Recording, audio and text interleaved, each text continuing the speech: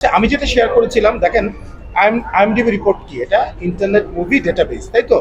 So আপনি একটা cinema দেখবেন, একটা সিনেমা দেখে আপনি আপনার রেটিং দিবেন সেখানে।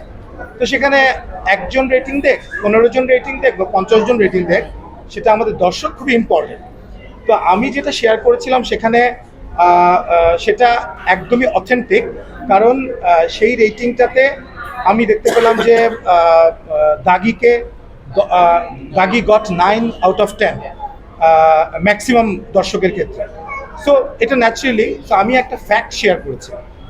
তো আমি সোশ্যাল মিডিয়াতে হঠাৎ করে দেখতে পেলাম যে 2 ঘন্টা পরেই বলা হচ্ছে যে, সেটা কারা আমি জানি না, কিন্তু বলা হচ্ছে যে 2 ঘন্টায় আমি দেখতে পেলাম যে, আর আমি বাংলাদেশে ক্লিক করে দেখলাম দাগি এই যে 9 যারা দিয়েছে রেটিং, এরকম অনেক দেখলাম যে রেটিং 1 অনেকগুলো।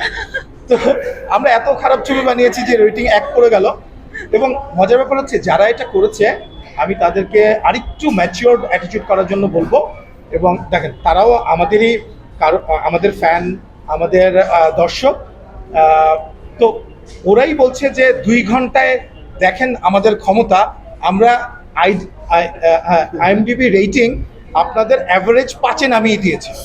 তাহলে আমার প্রশ্ন হচ্ছে, তাহলে কি 2 ঘন্টায় আপনি সিনেমাটা দেখে ফেলেছেন, দেখে তারপর আপনার ভালো লাগেনি, তারপর আপনি 1 রেটিং দিয়েছেন? ডেফিনেটলি 2 ঘন্টায় তো আপনি সিনেমাটা দেখে ফেলেননি। তো আইএমডিবি রেটিংটা কি? আপনি সিনেমা দেখবেন, সিনেমা দেখে আপনি রেটিং দিবেন, সেই রেটিং তো আইএমডিবিতে। এবং আমি শিওর যে এটা সারা পৃথিবীতে একটা অথেন্টিক অ্যান্ড অথরিটেটিভ একটা রেটিং।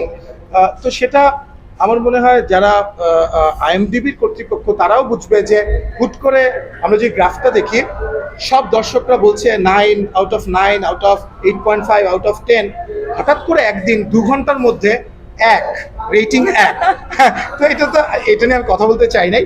দেখেন, আমার একটা কথা কি, আমাদেরকে একটু রেসপন্সিবল বিহেভ করতে হবে সবার। আমি যে ফ্যাক্টটা শেয়ার করেছি সেই ফ্যাক্টটা ফ্যাব্রিকেটেড কিনা, বানোয়াট কিনা, সেটা নিয়ে আপনি কথা বলতে পারেন। কিন্তু আপনি নিজেই বলছেন যে 2 ঘন্টায় আপনার রেটিং নামিয়ে দিয়েছে। তার মানে আপনি স্বীকার করছেন যে আপনি সিনেমা না দেখে আপনি রেটিং নামানোর জন্য বাঞ্চ অফ পিপল কাজ করে এটা রেটিং নামিয়েছে। তো এটা তো কোনো ভালো কথা হতে পারে না, তাই না? আমি যখন এই ফ্যাক্টটা আমি দেখলাম, আমি একটা ফ্যাক্ট শেয়ার করেছি।